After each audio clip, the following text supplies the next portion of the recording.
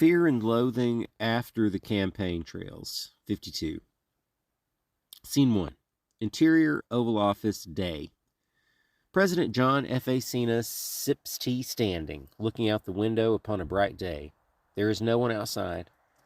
The White House lawn is partly a food forest. Smoke, the Vice President, Secretary of State, Cena's personal bodyguard, doctor, guru, assistant, etc., enters from the west side. Damn, Smoke. This tea tastes triple dosed. No, sir, Mr. President. Just the regular Tuesday morning X13 to get your Mars energy moving. Smoke, why do you persist with the formalities? Because they please me, sir. And there's really no one to complain, so... Sip your fucking tea, bitch. Anyway, we actually have a meeting scheduled for this morning. A meeting? With who? The Militant Anarchist Collective. The psychos who went around sniping anyone who got elected for anything? I thought they got wiped out by the Orange Big Brothers, as you like to call them, post-Civil War II cleanup. Wasn't their leader the first to be publicly executed with Chanel's smart guillotine, number 3, was it? That was just a public relations initiative. The martyred Great Passio is touring the Caribbean, last I heard. And by definition, anarchists don't have leaders. But an emissary or two have been sent to request federal support for their latest endeavor. I'm not even supposed to know their names yet. You know how these types are about clinging to illusions of anonymity, but the young one grew up idolizing you. Their last plot strived for new horizons of militancy, leaving leaders to lead, but executing blind order followers. Well, at least that was a step in the right direction. Indeed, Mr. President. Perhaps the ones who survived the execution extravaganzas of Bobert's puritanical revival of the 30s have learned by now that especially in life and death situations, there may be many good reasons for one to blindly follow the orders of someone else who understands the predicament better, knows what to do about it, and is concerned about one's well-being. Cena picks up a joint from the pile on the desk and lights it. So, of course, they're all a bunch of potheads. Obviously. And orthorexic. Oh, fuck. Health nuts, too? Are they breeders? Prolifically so. They're positively rolling in babies. Damn. Well, there'll be a lot more of them soon enough. I suppose we should listen to what they have to say. Seated at the desk, Smoke rolls a fat blunt. Hey, about your Orange Big Brothers. Again? You know better. But they're still human. They signed up to take out pedos, not explode people for swatting mosquitoes. Oh, nice. Your introductory argument even rhymes. I was hoping you'd appreciate that. Look, John. They signed up to be super soldiers, property of the United States government. Times, environmental conditions, and administrations may change, but those contracts are for life. Potentially much, much longer for them now. Also, the human part is up for debate. Yes, I know they can still pass a Turing test, but they have no true free will, only the will of the hive mind, which I still have set to preserve life, with bugs as the most important type, like your old masters had it when I arrived. But are they still necessary? After the virus wiped out practically everyone who wasn't a hardcore stoner or health nut, our global population is still under 100 million. And 90% of those are taking care of themselves underground. So maybe we could tweak the sensitivity to target, let's say, mammal killers only, somehow. That's actually fair. Smoke lights the blunt and passes it. Well played. You knew I'd go for that. Cena hits the blunt and passes it. Your favorite part is watching hunters being hunted by golden robots with distinctively bad orange hairdos. Careless fools being eliminated for not obeying absurd laws when Trumpinators are lurking nearby is only a bonus. You're right. Smoke passes the blunt. I love watching the head cams. Look, girl, I got a 12-pointer. Now you got an orange big brother on your ass, Jed. Like a bulky C3PO with old woman hair. The Huxleys likely envisioned a strikingly similar scenario. Prisons were always a terrible idea. Immediate enforcement by execution for violations of principles fundamental to preserving our environmental integrity arguably, single-handedly pulled us from the brink of extinction. Are you sure it wasn't the dry ice factory in Antarctica? Or advances in cloud seeding technology that saved us from climate change? Thank you for reminding me why we keep the robot samurai around during times of peace, John. Smoke bows head slightly, respectfully. Scene 2. Exterior Pennsylvania Avenue, day. Earl and Jed of the Militant Anarchist Collective walk toward the White House, often looking over their shoulders. There is no one in sight, no cars, no trash. Trees are breaking the sidewalks, and grass grows through the cracks. We couldn't have parked a little closer. We could have, Earl. Hey, look. There's a great spot being surveilled by about 13 fucking cameras right over there. Things aren't the same anymore, Jed. And that's just what they want you to think. And then pow! Right in the kisser. What even is that, dude? It sounds like your bunker was stocked by a really, really old person. Adrenaline-enriched blood drinkers running your family much? Fuck off, Earl. My daddy loved the honeymooners and hated pedo Satanist scum. Always hated them. Hated them while everybody else was still signing up, not just their firstborn, but all their children to be enslaved, like we're all on some perpetual fucking cattle drive, where all the calves dropped along the way go to the state. And Ralph Cramden is a hero of the low-born. Won't you give me a detailed plot synopsis of all the Buffy the Vampire Slayer episodes again? No chance. I learned my lesson the first time. Understanding and appreciating the cult of Buffy requires self-initiation.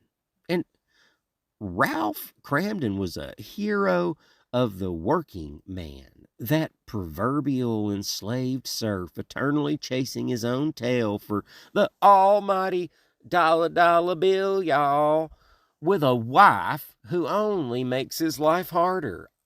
I can't imagine how celebrating a character like that could be part of an epigenetically dysfunctional social engineering project. Whatever, dude. Be Buffy's soul-suck bitch. See if I care. Jed lights an enormous joint. Hey, what the fuck are we doing here anyway? Some of the best advice I got ever came from my grandpa. Don't ask for nothing.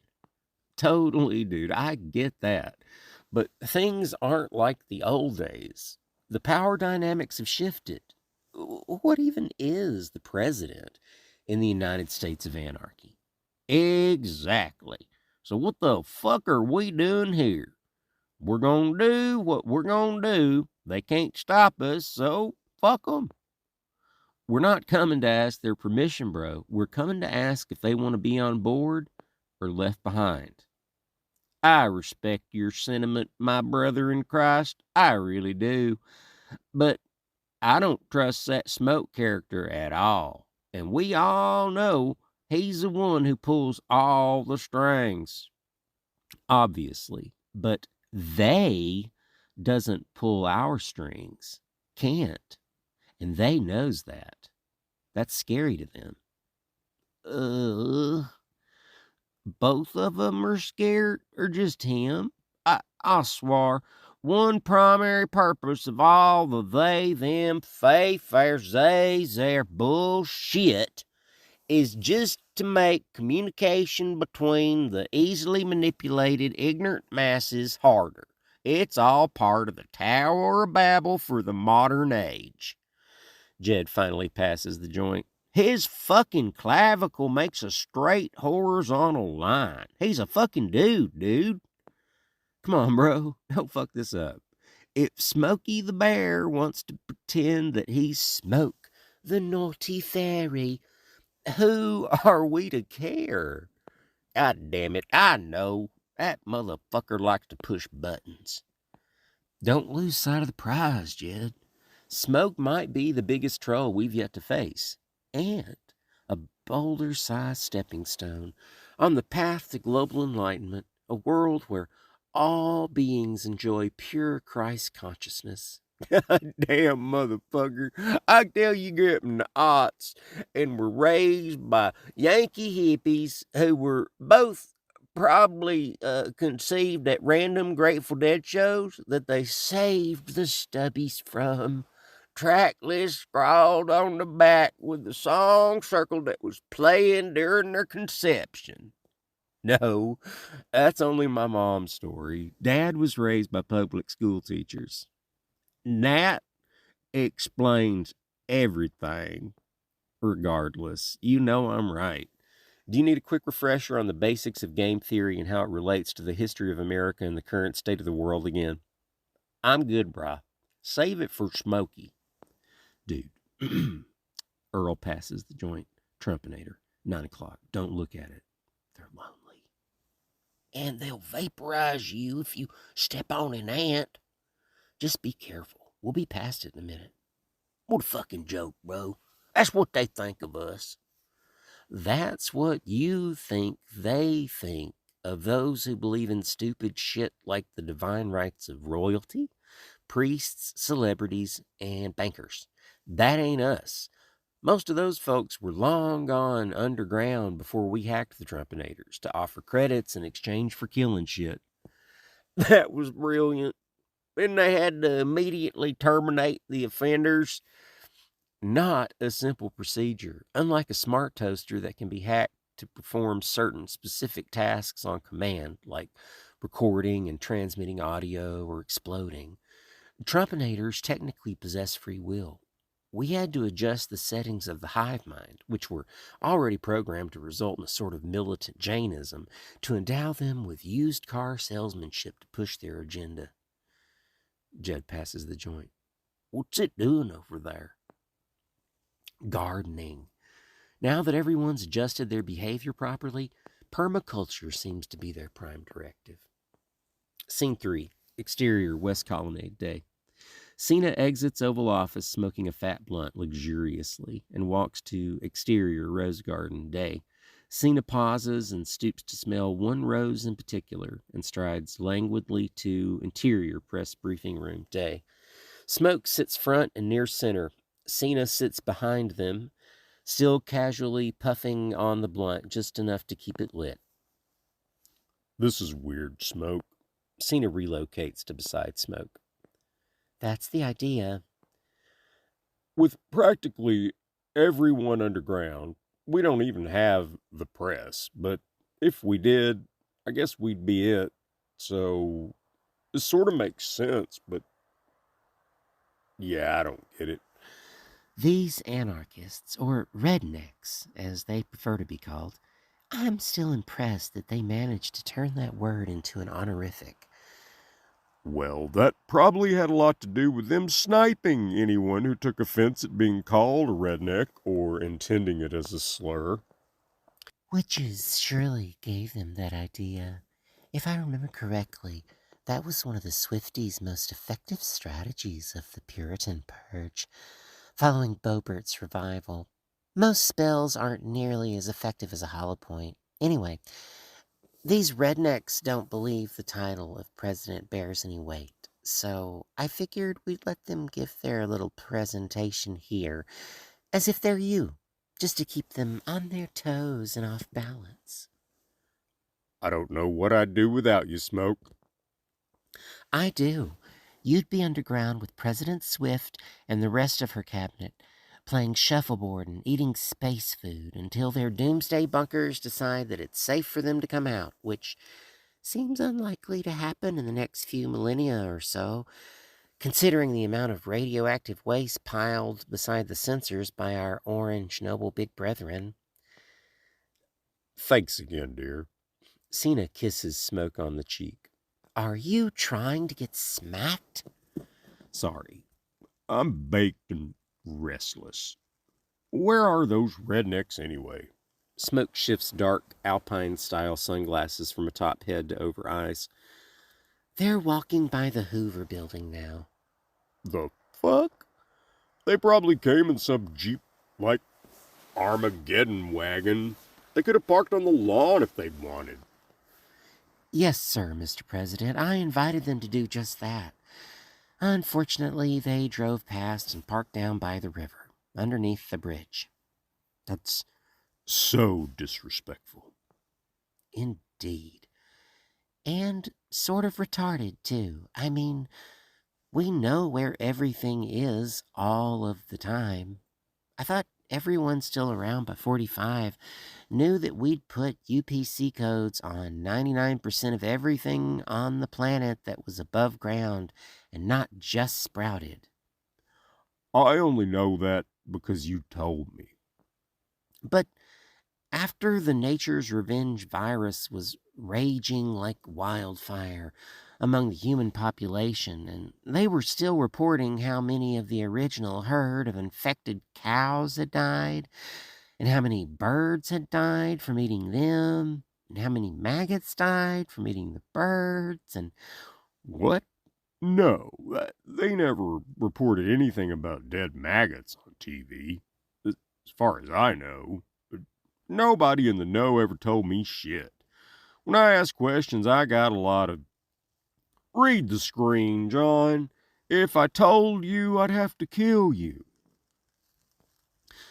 that technology has been around for decades. I did not know that. Hey, why don't we still call Nature's Revenge a virus? If it's pretty commonly well known that viruses probably don't even exist. Viruses cannot be proven not to exist. So that's still the best explanation for the layperson that avoids the uncomfortable query as to how we allowed 99% of the world's population to be poisoned to death. Scene 4, exterior Pennsylvania Avenue, day. Earl and Jed walk toward the White House. Earl seems less paranoid. Jed still completes a 360-degree visual perimeter check rather frequently. Don't you think maybe we should wait and pitch this to the next administration? Baron fucking Trump? At least that smoke creature'll be gone. Oh, Jed, the builders will just use someone else, probably equally as vile, maybe already are. The builders. You still believe in Santa Claus, too? No, I waited up all night when I was 3 and caught my dad putting presents under the tree, eating chocolate chip cookies and drinking milk. Perhaps my father was filling in for the Claus because I'd been naughty, but I doubt it.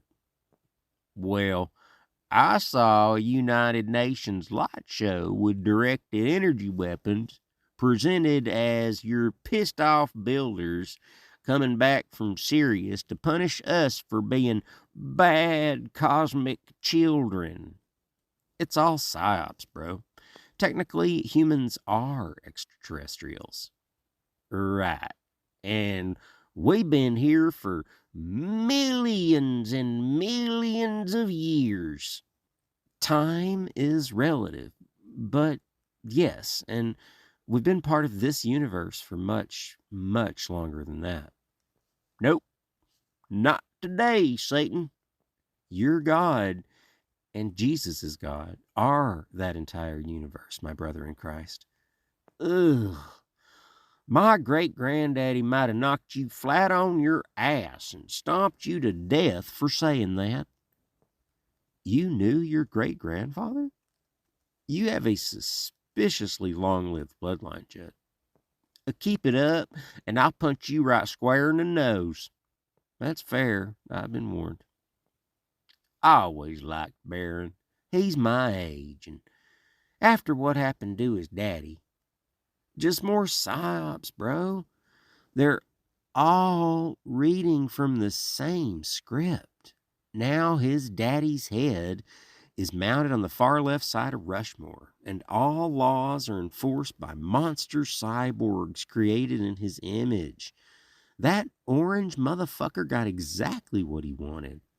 Bro, I know, but I just hate that Taylor Swift cunt so fucking much, right down to my bones. And then when Cena agreed to be her vice president, what a fucking pussy sellout motherfucker. Jed, buddy, it's all psyops. All of them are in on it. All of them are on the same fucking team. I know, but Jed, you lived through the 20s, bro. I guess mostly spent in a bunker with 100-year-old black and white TV. Careful. I'm just saying, dude, it's all of them. All of them. Exactly. So, what's it matter if we wait a couple months for Barron? So we can at least avoid catching AIDS from looking at smoke for too long. I know you might not have had Game of Thrones in your bunker, but there is a character called Joffrey. Yes, I watched him die many times. That's who Barron is behind closed doors. We can't reason with him. And we should have Project American Evolution in full swing by the time he becomes the next puppet in chief. Can't it just be American Revolution, too? I don't like that word. What word? You know, evolution. Hey, where'd that smoke thing say the break in the fence was? Their directions were for coming from the west. We're now coming from the east, so it should be there-ish. Jed and Earl veer into the long grass by the sidewalk, find the break in the White House fence, and enter exterior rose garden day. Jed and Earl cut diagonally across the garden, weaving between rose bushes. Earl tears off a rosebud. Jed reaches and walks through the open door first and into interior press briefing room day. Smoke, wiping mouth with back of hand, rises from knees before Cena, seated in the front row. Cena stands up, adjusts pants, and turns around, smiling broadly. You must be the rednecks. Scene 5, interior press briefing room day. Cena and Smoke stand below the podium facing Jed, standing in the doorway as Earl, eating a rose petal by petal, enters from behind him. We can come back. You're right on time. Smoke pulls a joint from a metal case kept in an inner breast pocket and lights it. Greetings. I'm Smoke. My pronouns today are they, them, their. And you are? I'm Earl, and this is Jed. We are dudes. That's great. Cena moves to shake hands briefly with Earl and much longer with Jed, looking deeply into his eyes. Me too. Smoke to Jed. Want a toke? No, thank you. We brought our own. We each have strains developed to match our unique physiology. Science. Indeed. Smoke, French inhales a deep drag. Do you require any accessories for your presentation? I believe we have a TV VCR combo in a closet with a projector somewhere. That's very kind of you, but no, I'm even more old school than that. I imagined we'd be sitting around a table talking. Unless you object, you may make use of the podium, and we will sit enwrapped. Earl moves to the podium. Cena sits dead center in the front row, attentive to Earl. Smoke and Jed sit to his left and right, respectively. Jed lights a joint. Much has changed since Thomas Paine wrote Common Sense nearly 300 years ago. Oh, I did not realize this was going to be that kind of presentation. Smoke pulls cocaine vial from inner breast pocket. I'm good. Please continue. Cena and Smoke snort some coke. A lone human no longer requires outside assistance to survive practically anywhere on this planet now that we've reached Asimovian levels of technological advancement. With enough of the right or wrong robots, a single human can live quite comfortably and sustainably, or hellishly and destructively, on their own. The builders set up a society that, on the surface, appears to reward the most blissfully ignorant of morality and important knowledge, culminating in the godlike status of actual exemplars of degeneracy that we experienced during the tumultuous 20s. The vast majority of those kind of people are now underground, probably playing shuffleboard and eating space food, for at least a few generations or so, until they believe the Trumpinators have killed off every conceivable threat to their now potentially vastly extended lifespans.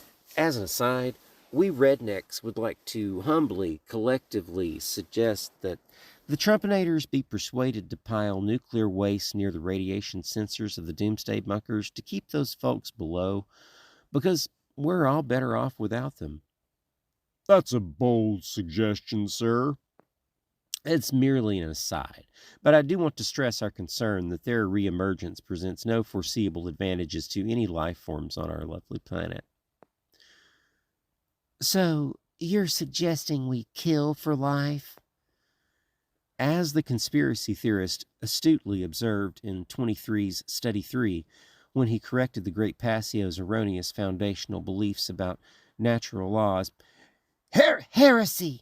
The great Passio's beheading is the sole reason anyone can refer to our great country as the United States of Anarchy without being beheaded. He ain't beheaded yet. Last I heard, he's touring island nations. Whatever the case, Abel was the true Satanist running afoul of natural law, while Cain's act of vengeance was a righteous gift to life. What we're suggesting is nothing so severe as Cain's adjustment, just simple justice. The most vainglorious chose to abandon life here on earth for a hell below. I say, let them have it for 1,000 years. Amen, brother, preach it. Thank you, Brother Jed. He's feeling the spirit now, y'all.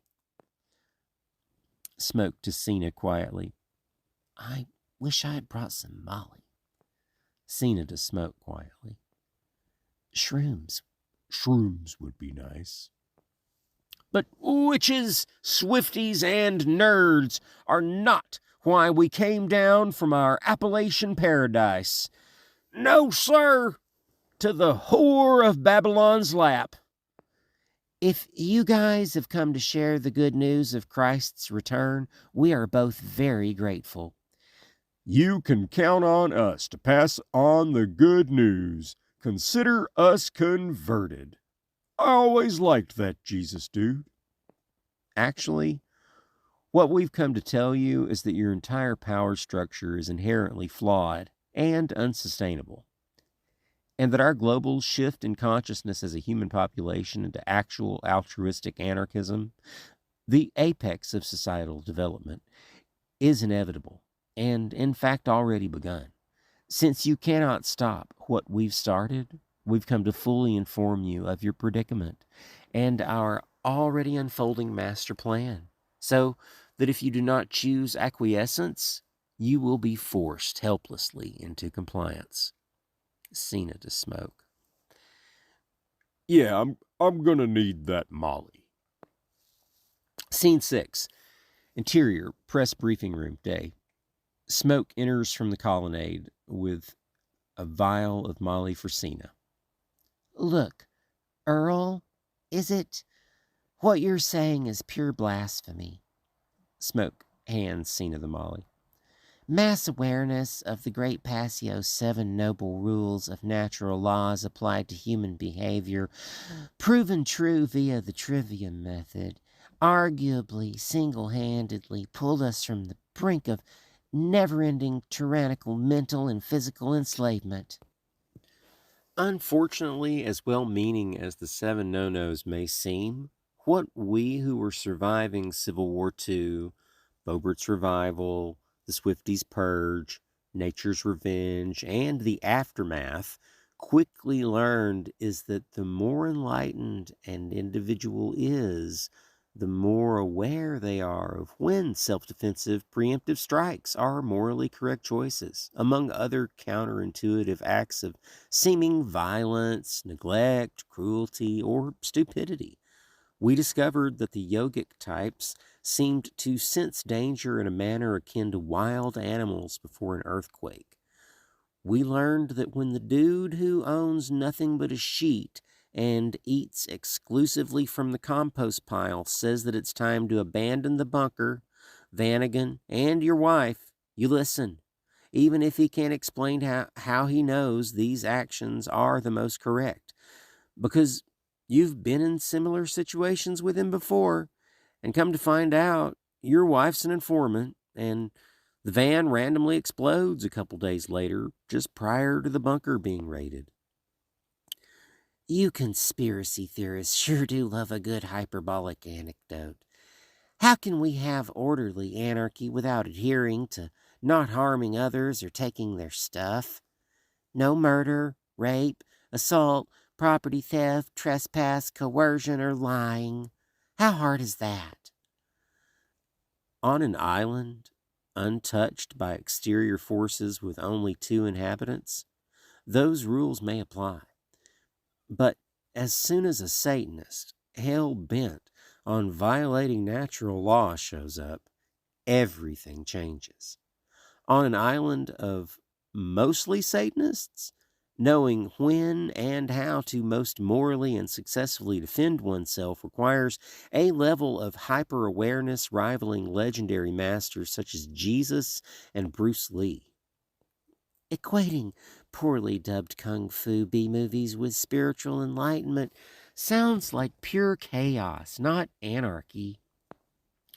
Admittedly, now that the most fearful, ignorant, and delusional are underground, we're all mostly adhering to those 7 no-nos with great success. But that's largely because those 7 no-nos are derived from the fact that the true nature of objective morality is founded on expansion of consciousness being a right, good, correct, functional act, and constriction being a wrong, bad, incorrect, dysfunctional behavior, with the taking of life as typically the greatest constriction of consciousness, and each one lower on the list progressively less constricting until we reach lying, which eventually leads to amplified expansion once the truth is discovered. Also, many of us are enjoying pure Christ consciousness, which greatly facilitates peace and prosperity for all. That sounds lovely, dear. I'm quite certain that all your children are walking on water, or at the very least levitating, before reaching pubescence. Only the special ones. Walking on water is actually a metaphor for earning the crown to rise above the confines of the material world, instead of being dragged down like a stone into the sea of base consciousness. Fantastic. But what does this have to do with you proposing that do whatever the fuck you want shall be the whole of the law? That's Satanism. That's what I said. No, Satanism is telling folks that they should strictly adhere to set-in-stone moral guidelines when that's blatantly wrong. That's how we ended up with backyard baby barbecues in the nice neighborhoods before Bobert released the first Trumpinators in 33 set to preserve life, with human fetuses as most important. That's all grossly exaggerated and misinterpreted. Only the builders know the settings of the hive mind. After President Trump's resurrection, ascension, and the subsequent blessing of our noble orange big brethren, those of us who remain lowly humans only strive to swim with the current. We suggest you do the same. That's precisely why we're here. As the builders knew, the most intelligent and moral individuals are the most valuable, evolutionarily speaking, and must be located, targeted, protected, and most importantly, tempered. That's what we've been doing for decades, since I first stumbled upon Jed's familial estate along the Appalachian Trail while avoiding post-Civil War II cleanup. It ain't that fancy. Just 240 acres across the holler with a bunch of springs. Cena to himself. Sounds like paradise. Smoke hands Cena the coke vial. To Cena. Here, Do this. to Earl and Group. Whatever you're doing out in the middle of nowhere is surely a true anarchist utopian fantasy. But here in the real world, we run things differently. So that they actually work. Actually, the allopathic treatment of crime never worked except to exacerbate the problem. The only solution has ever been treating the underlying condition, not the symptoms. I've recently been watching this class on game theory from about 50 years ago. How fascinating. I'm sure that's totally relevant, but we've done away with prisons and jails, so what more do you want? We want the system of credits dissolved. That's absurd. How can we have an economy without credits? We've been living quite happily and productively in our Appalachian paradise, focusing on the art of living, not the art of money making, which inevitably results in destruction of life. We have safeguards in place. Have you ever heard of checks and balances? Yes, they're already provided by nature. And now that more people realize the game is rigged than don't. How many voters did you get this year? Don't answer that. You just lie. I can assure you that we rednecks are doing just fine without credits. We discovered that there's plenty to go around when everyone shares in the bounty, and that when folks' needs are met, by and large, they tend to voluntarily contribute more than they would through competition. Which brings me back to a 50-year-old class on game theory. I'm just going to rest my eyes. Smoke snorts some coke. At the end of the class, the professor asked everyone to pick a number from 1 to 100 before they left, stating that at the beginning of the next class, whoever chose closest to 2/3 of the class average would win some trivial amount of fiat currency. The winning number that year ended up being 9. Some people picked numbers over 67, which is really dumb. This was a freshman class of 300 at Yale. He said that 21 or 22 won the first year. Then progressively smaller numbers won in the years thereafter. After discussing the principle of a Nash equilibrium, playing the best move based on the assumption that the other players will also play the best move, and coordination, the game was immediately replayed, and over 90% of the class picked the number 1. Recognizing that a Nash equilibrium is functionally equivalent to evolutionary stability helps us all see why and how the true nature of objective reality and morality will inevitably spread through the lies like wildfire through a dry hayfield, heralding Christ's triumphant return all along the way. I don't understand what math, human psychology, and the theory of evolution have to do with the second coming. That's what I said. Just as most of the class chose one once they understood the full truth and knew that everyone else understood too, we are now transitioning into a world where 90% are choosing to walk the center path of enlightenment. Those straying from that path are finding no one to exploit, no one to dominate, no one to rule, no one to outsmart. Now that everyone's aware that we're all sovereign beings with free will in an ever-expanding universe of consciousness, and that our most morally correct God-given right is to assist in that expansion. Which God? That sounds like New Age spirituality nonsense, not Christianity. That's what I said. What Jesus was trying to tell us is that the entity that is God is the entire universe. That's pretty heavy. So I suggest coming to terms with the fact that our planet is a conscious entity first. Cena to smoke quietly. Will you get me the shrooms, dear?